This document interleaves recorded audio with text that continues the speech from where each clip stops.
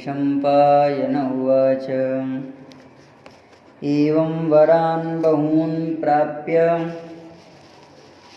बाणः प्रीतमनाभवत् जगाम सह रुद्रेण महाकालत्वमागतः वासुदेवोऽपि बहुधा नारदं पर्यपृच्छत क्वानिरुद्धोऽस्ति भगवान् संयतो नागबन्धनैः। दिव्यानंद कल्याण गुणगण निलय भक्तवांछा कल्पतरु भक्तवत्सल शरणागत वत्सल श्रीमद् दशरथ नंदन कौशल राज किशोर श्री जानकी जीवन धन भगवान श्री राघवेंद्र सरकार की महती अनुकंपा कृपा से पंचम वेद श्री महाभारत जी के खिल भाग के अंतर्गत हरिवंश पर्व में विष्णु पर्व के अंतर्गत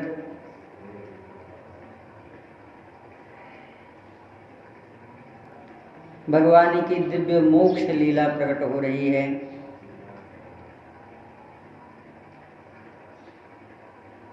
देवादिदेव भगवान महादेव के द्वारा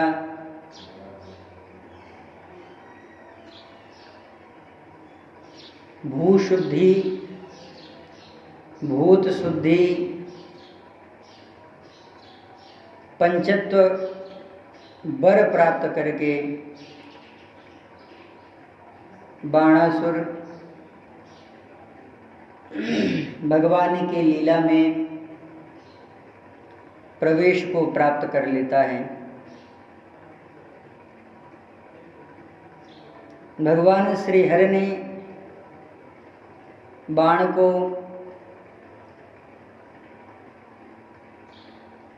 उन्मुक्त रूप में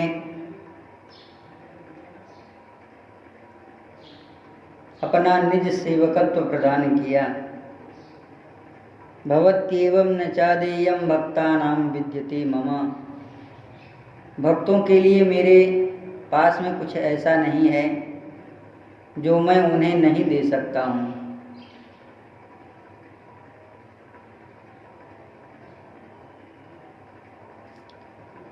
भगवान श्री कृष्ण महामुनि श्री नारद जी से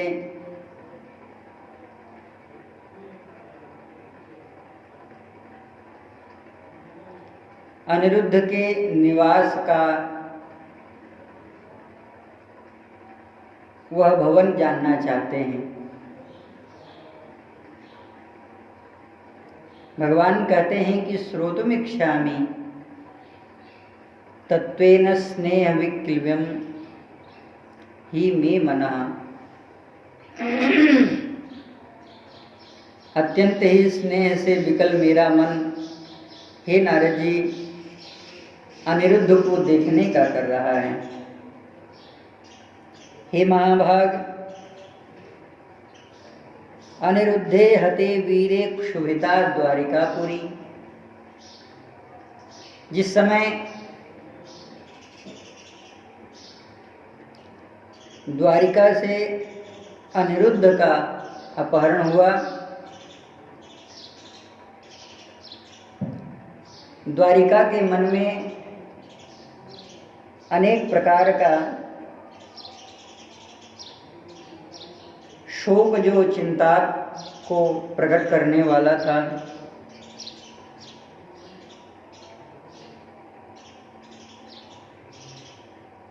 वह अनेक द्वारिका वासियों के मन में उत्पन्न हुआ। शीघ्रं तं मोक्षयिष्यामि यदर्थं वयमागता। हम लोग जिस कार्य के लिए आए हैं, अद्यतं नष्ट शत्रुं वै दृष्टुमिच्छामहे वयम्। एक बार भगवान ने कहा क्व अनिरुद्धः अस्ति, अनिरुद्ध कहाँ है। दूसरी भगवान ने कहा दूसरी बार कि दृष्टुमिच्छामहे वयम्, अहम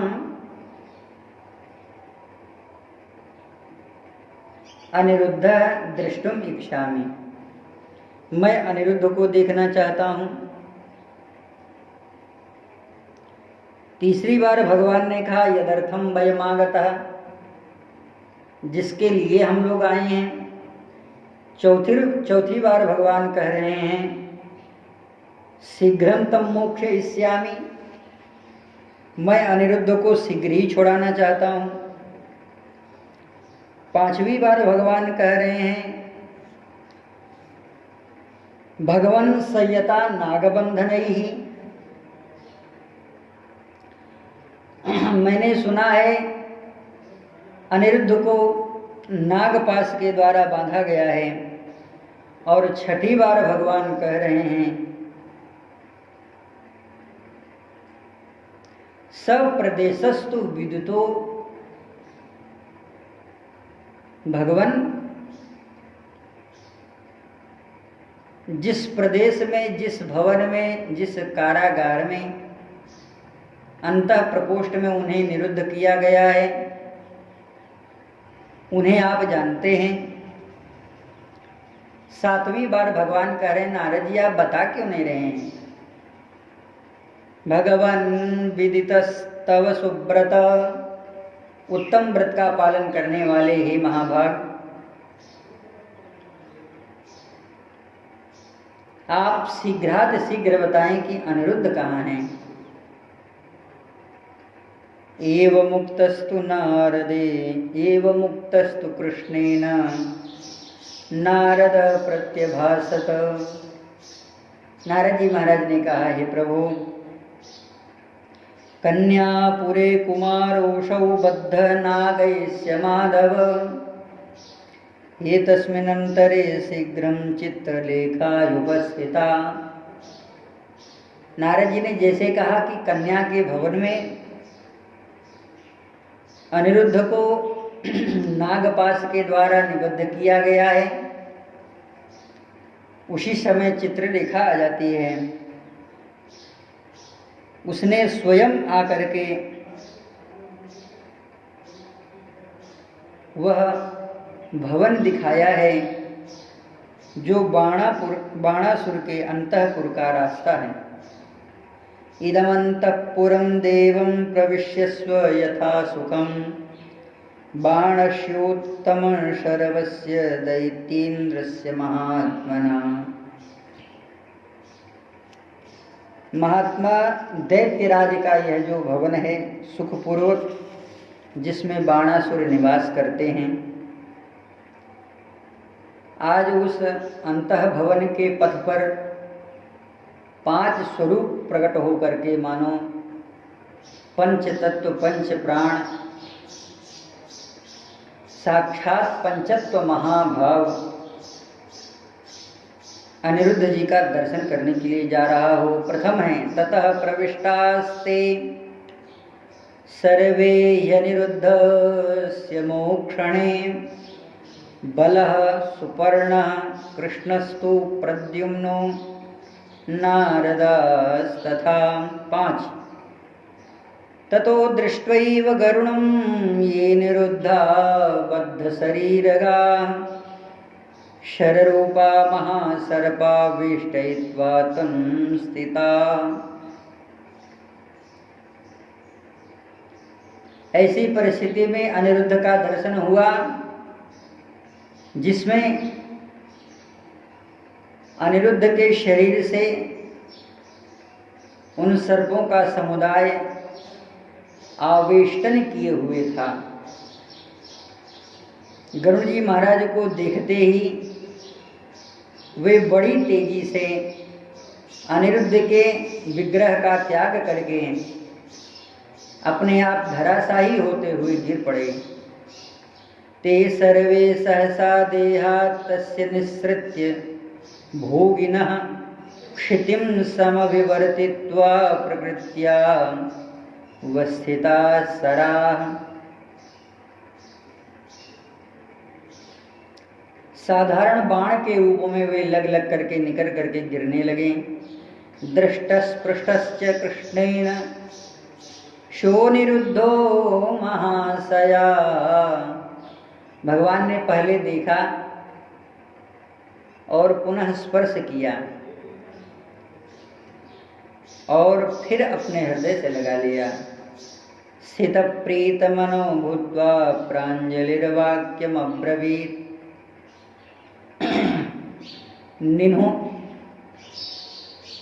नन्हे से सुकुमार शिशु के रूप में श्री अनिरुद्ध जी महाराज भगवान के चरणों में प्रणाम करके आज भगवान की मंगलमय स्तुति कर रहे हैं।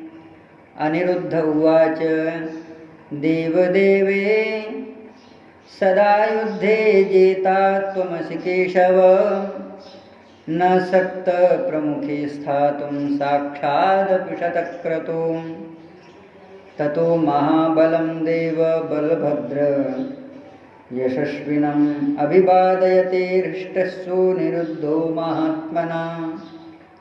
हे प्रभु, आपको कोई जीत नहीं सकता, आप अजेय हैं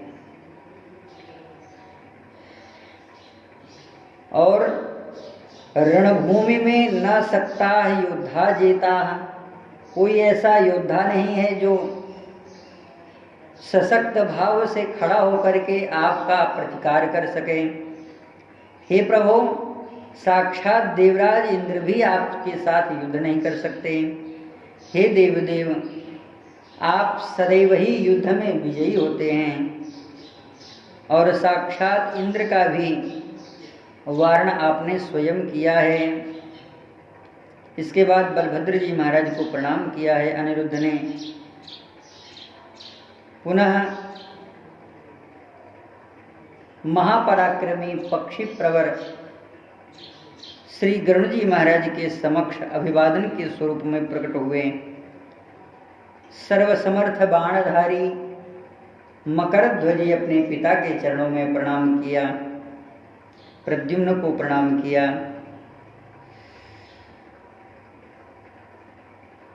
इधर मंत्री कुंभांड की जो पुत्री थी, अपने सखियों के समुदाय के साथ भगवती उषा को भगवान के चरणों में प्रणाम करने के लिए सभी महापुरुषों में अभिवादन के स्वरूप में उन्हें सबके समक्ष लाया गया। ततो मकर केतुं च चित्रबाणधरं प्रभुं पितरं सोऽभिवाद्यमुपागम्य प्रद्युम्नम् अभिवादयत्। सखी गणव्रता चैव सा चैषा भवने स्थिता बलं चाति बलं चैव वासुदेवं सुदुर्जयम् असंख्यातगतिं चैव सुपर्णम् अभिवाद्य च पुष्पबाणधरं चैव लज्जामानाभ्यवादयन्। कितनी आर्य मर्यादा है। अपने गुरुजनों के समक्ष जब भगवती उषा जाती हैं, लज्जापूर्वक सभी को अभिवादन किया है, प्रणाम किया है। इस समय देवराज इंद्र भगवान श्री कृष्ण के समीप में हैं।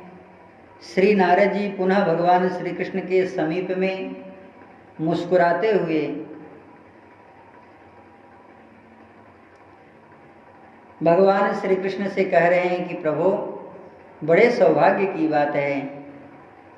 ततः शक्रस्य वचनान् नारदः परमाद्युतिः वासुदेव समीपं स प्रहसन् पुनरागतः वर्धापयति तं गोदेवं गोविन्दं शत्रुसूदनं दृष्ट्या वर्धासि गोविन्द अनिरुद्ध समागमात्।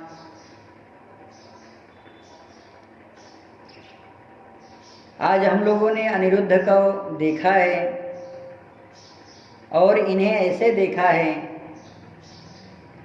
अभ्युदयन करते हुए देखा है। पुनः अनिरुद्ध के साथ भगवान श्री कृष्ण ने नारद जी को प्रणाम किया है। ततो निरुद्ध सहिता नारदं प्रणता स्थिता आशीर्भिर्वर्धयित्वा च देवर्षि कृष्णमब्रवीत्। और भगवान श्री कृष्ण से श्री नारद जी महाराज कह रहे हैं कि अनिरुद्धस्य वीर्याख्यो विवाह क्रियतां विभो जाम्बूमालिकां द्रष्टुं श्रद्धाई मम जायते। हे प्रभु, मैं थोड़ा सा काम और करना चाहता हूँ। मानो भगवान अगर पूछ रहे हों कि सरकार अब क्या चाहते हैं, तो श्री नारद जी महाराज कहते हैं कि हे प्रभु, श्री अनिरुद्ध का जो विवाह है वह वीर्य विवाह हो, और मुझे जम्बूल मालिका सुनने का बड़ा ही हर्ष हो रहा है। बहुत दिन हुआ हमको सुनने को नहीं मिला है। यह वीर्य विवाह इस तरह से किया जाता है, बल और पराक्रम के द्वारा कन्या को जीता जाता है। इसी से इसका नाम वीर्य विवाह कहा गया है। वर वधू के विवाह के समय कन्या पक्ष के द्वारा, स्त्रियों के द्वारा जो वर पक्ष के स्त्रियों को प्रेम पूर्वक परिहास रूप में गाली प्रदान की जाती है, ससुराल की गाली, इसी का नाम जाम्बू मालिका कहा गया है। ये महाभाष्य के बड़े प्रसिद्ध विद्वान नीलकंठ का अभिप्राय है। यह उन्होंने निष्कर्ष निकाला है। ततः प्रहसिता सर्वे नारदस्य वचश्रवात्।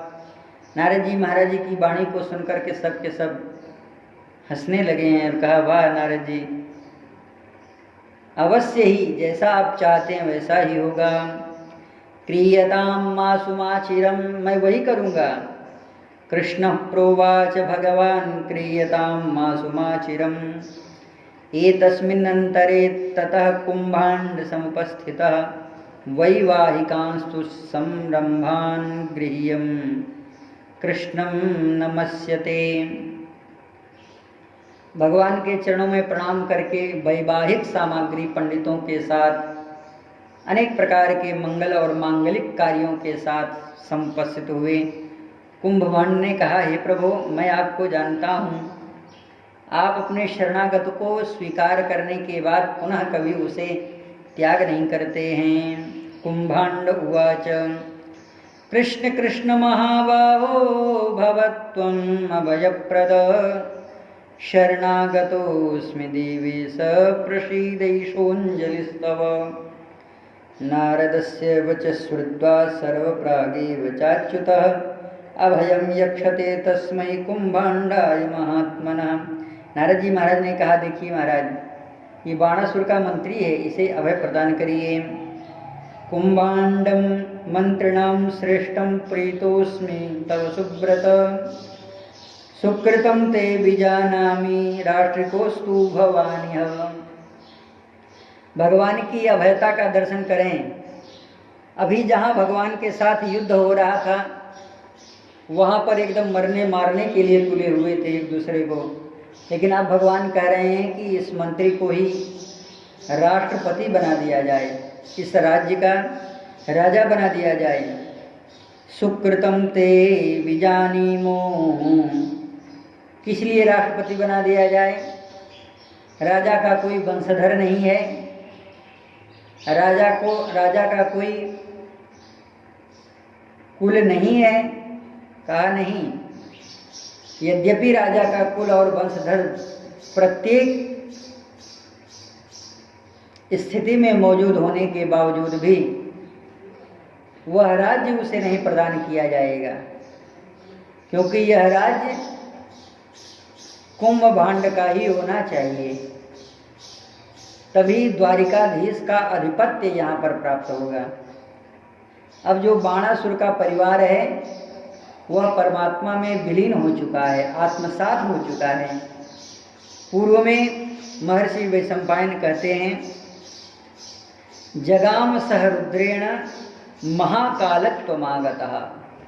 महाकालत्व को प्राप्त हुआ यह जो बाणासुर का स्वरूप था वह भगवान के गण में सम्मिलित हो गया, साक्षात महाकाल के रूप में परिणत हो गया।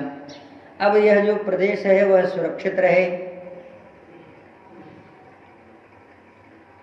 और पूरी तरह से किले के रूप में परिवर्तित कर दी जाए। सुकृतम स एव सुकृतम सज्ञाति पक्ष सुखी निवृतोस्तु भवान्यः राज्यं च ते मया दत्तम चिरजीव ममाश्रयात्। बहुत दीर्घ काल तक तुम यहाँ के राज्य के भार के रूप में इसे स्वीकार करो। मैं तुमसे संतुष्ट हूँ, मैंने तुम्हें यह राज्य अर्पित किया है। मेरा आश्रय लेकर के तुम चिरजीवी हो जाओ।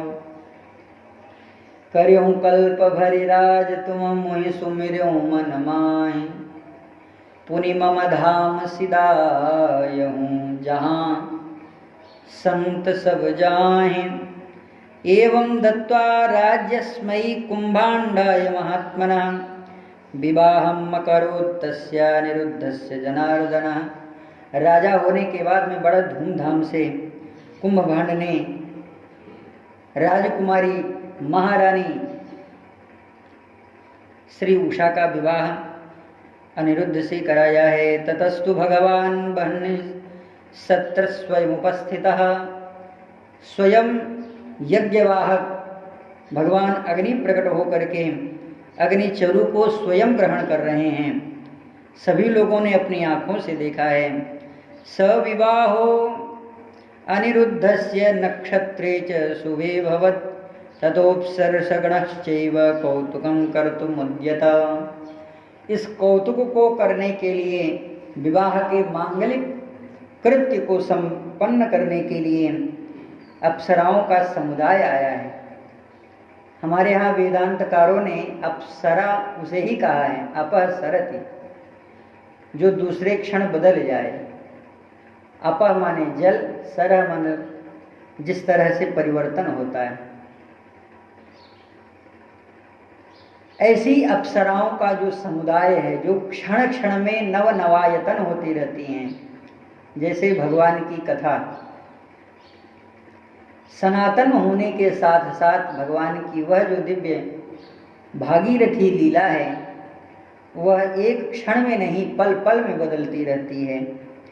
ततोऽप्सरसगणश्चैव कौतुकं कर्तुमुद्यत, स्नात्वत्वलङ्कृतस्तत्र सोऽनिरुद्धस्व भार्यया।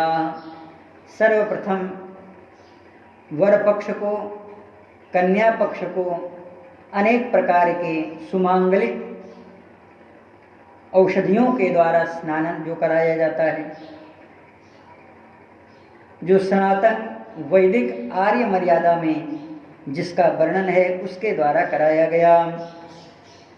नृत्यप्सरसरस्यैव विवाहम् उपशोभयन् ततो निवर्तयित्वा तु विवाहं शत्रुशोदनः, अनिरुद्धस्य सुप्रज्ञ सर्वदेवैर्गणैर्वृतः, आमन्त्र्य वरदं तत्र रुद्रदेव नमस्कृतम्। सर्वप्रथम भगवान देवादिदेव महादेव की जो आज्ञा थी उसका पालन किया गया। सभी देवताओं का षोडशोपचार पूजन किया गया और पुनः चकारम गमने बुद्धि कृष्ण पर पुरंजयः। अब भगवान द्वारिका जाना चाहते हैं। द्वारिकाभिमुखं कृष्णं ज्ञात्वा शत्रुनिषूदनः। राजा ने जब यह जाना कि भगवान जाना चाहते हैं तो अनेक प्रकार से उत्सव सामग्री भगवान को प्रदान की है, जिसे आजकल की भाषा में दहेज कहा जाता है। कुंभांडो वचनं प्राह प्राञ्जलिर्मधुसूदनः, बाणस्य गाव तिष्ठन्ति हस्ते तु वारुणस्य वै। और दहेज सामग्री के साथ में कुंभांड ने हाथ जोड़ करके भगवान मधुसूदन से कहा, प्रभु कि बाणस्य गाव तिष्ठन्ति हस्ते तु वरुणस्य वै। बाणासुर के पास में गवों का समुदाय था वह गौओं का समुदाय महाराज वरुण के पास में सुरक्षित है। हे प्रभु, उन गौओं का यह प्रताप है। यासाम शाममृतम कल्पम वै क्षीरम क्षरति माधव। उन गौओं को वत्सों की आवश्यकता नहीं है, उनके आंचल से इस तरह से अमृत क्षरण होता रहता है कि ततः पीत्वाति बलस्यैव नरो भवति दुर्जयः, जिसे पी करके मनुष्य बलवान हो जाता है, किसी भी तरह से जीता नहीं जा सकता। हे प्रभु, कुंभांडे नैव माख्याते हरिप्रीतमनास्तदा गमनाय मतिम चक्रे गंतव्यम इति निश्चयम। भगवान को बड़ी प्रसन्नता हुई और भगवान ने कहा हम अवश्य जाएंगे। ततस्तु भगवान ब्रह्मा वर्धाप्य सतुरा केशवम जगाम ब्रह्मलोकम शब्रत स्वभवनालयैः। भगवान का अभिवादन, मंगलमय अभिवादन करके देवताओं के साथ श्री लोक पितामह ब्रह्मा जी महाराज वहाँ से ब्रह्मलोक के लिए प्रयाण करते हैं। लेकिन देवता और मरुदगण के साथ भगवान को पहुँचाने के लिए देवराज इंद्र ने अपने देवलोक से कहा कि देखो, हम द्वारिका के लिए प्रस्थान यहाँ से करते हैं। इंद्रो मरुदगणायुतो द्वारिका भी ययो मुखे ययो यतः कृष्णस्ततः सर्वे गच्छन्ति जयकांक्षिणा। एक भगवान की और लीला होने जा रही है।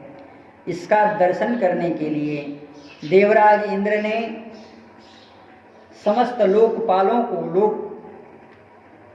देवलोक के देवताओं को भी अपने साथ में ले लिया।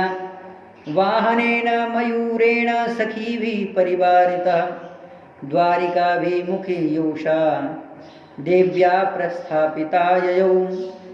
इधर भगवान श्री कृष्ण के साथ में वर और दुल्हन का जो स्वरूप था वह भी प्रस्थान किया है। प्रस्थितास्य तेजस्वी गरुणः पतितांबर उन्मूलयस्तरुण गणान् कंपयस्यापि मेदिनी। एक सवारी तो चल रही है जो द्वारिका के लिए शीघ्र जा रही है। इधर कुछ समुद्र के समीप में भगवान के साथ में देवगणों का समुदाय गरुण जी महाराज पूरी पृथ्वी को हिलाते हुए पहुंच रहे हैं।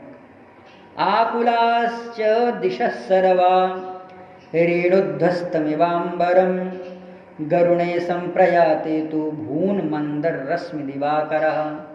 जैसे भगवान सूर्य अपनी रश्मियों के द्वारा, किरणों के द्वारा भू विवर को विदीर्ण कर देते हैं, उसी तरह से पवन के द्वारा, जो पवन गरुण जी महाराज के पंख से उद्भूत हुए हैं, वे मानो उस पृथ्वी को विदीर्ण सा कर दे रहे हों। ततस्ते दीर्घमध्वानं प्रययौ पुरुषर्षभा आरोह्य गरुणं सर्वे जित्वा बाणं महौजसं। और वे लोग आकाश में से सब लोग पश्चिम दिशा की ओर बढ़ने लगे। उस समय महात्माओं ने अनेक प्रकार से रूप रंग वाले दिव्य से दिव्याति दिव्य गौओं को देखा, जो दिव्य दुग्ध प्रदान करने वाली थीं। समुद्रवर्ती जो वन थे वे उनमें विचरण कर रही थीं। कुंभांड के वचन का स्मरण करके भगवान ने तत्काल उन गौओं को देखने की इच्छा गरुण जी से की। भगवान ने धीरे से आदेश दिया है, अवज्ञाय तदा रूपम कुंभांड वचनाश्रयात् ततोऽम्बरतलस्थास्ते वरुणीं दिशमास्थिताम् अपश्यतो महात्मानो गावो दिव्यपयप्रदा वेलान् वनविचारिण्यो नानावर्णा सहस्रशः। यह अवेलान विचारिण्यो नानावर्णाः अनेक प्रकार के रंग रूप वाली थी और सहस्त्रशः इनका जो समुदाय था एक दो नहीं था, सैकड़ों सैकड़ों थे। कृष्ण प्रहतां श्रेष्ठं तत्त्वर्थोर्थ विशारद निशम्य बाणगा वस्तु तासु चक्रे मनस्तदा आस्तु ते गरुड़ प्राह सतुलोकादिरव्ययः। गरुड़ जी महाराज से भगवान ने कहा, हे विंतानंदन, अब आप वहाँ चलिए जहाँ पर बाणासुर की गौवें हैं, वहीं मैं गौओं का दर्शन करना चाहता हूँ।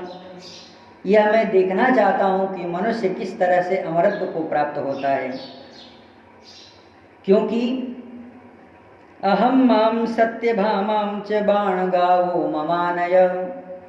मेरी धर्म पत्नी सत्यभामा, जो भगवती पृथ्वी का दूसरा रूप है, उन्होंने यह सत्यभामा एक कल्प की कथा के अनुसार भगवती श्री राधा रानी है। अब प्रश्न उठता है कि ये राधा रानी कैसे हैं? जब भगवान श्री कृष्णचंद्र का वियोग हो रहा था भगवती श्री राधा रानी को, उस समय श्री वृषभानु बाबा ने भगवान सूर्य की आराधना की और अपनी पुत्री को भगवान के दिव्य मंडल सूर्य मंडल में आसन प्रदान करने के लिए भगवान सूर्य से यह प्रार्थना की।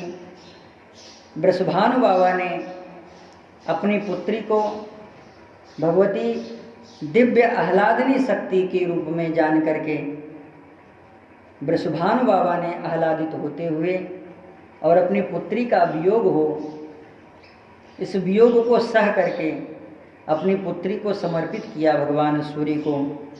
कालांतर में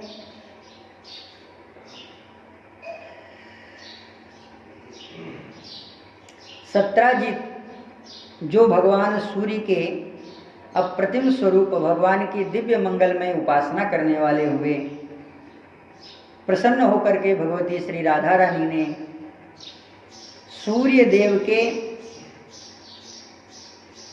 निवेदन से सत्रजित के भवन को कल्याण एवं मंगल में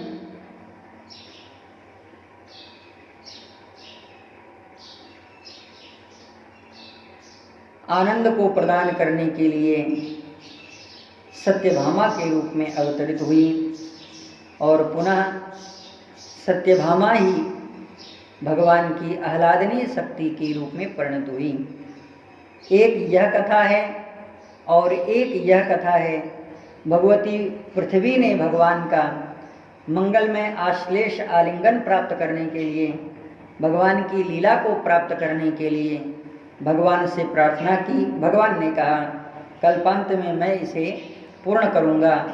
आज भगवान भगवती सत्यभामा इसलिए द्वारिका की लीला में जब भगवान श्री कृष्ण वृंदावन की लीला को प्रकटीकरण करते हैं, उस समय सत्यभामा पुत्र सांब को ही राधा रानी बनाते हैं और श्री कृष्ण के रूप में स्वयं बन जाते हैं। सांब बहुत ही खूबसूरत हैं। इनका वर्णन महाभारत जी में ही और पूर्व में ही हम लोग दर्शन कर चुके हैं।